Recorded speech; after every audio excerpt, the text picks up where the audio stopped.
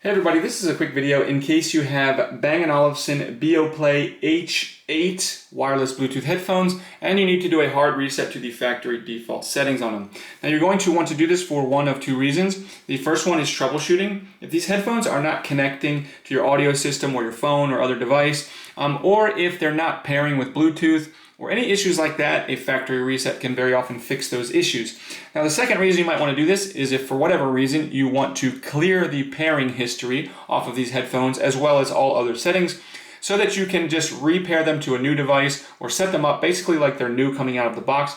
We can do this, it's very easy to do. All we need to do basically is have a decent charge on the headphones and then make sure they're turned on. And once we have those two conditions fulfilled, we're just going to press this switch over here towards the Bluetooth side of this switch over here and keeping an eye on this indicator light right here. And we're just going to press and hold it here for about 10 seconds until the indicator light flashes red for 2 seconds, indicating that the reset is complete. We can release the button and now we're ready to just set up these headphones as a brand new set of headphones.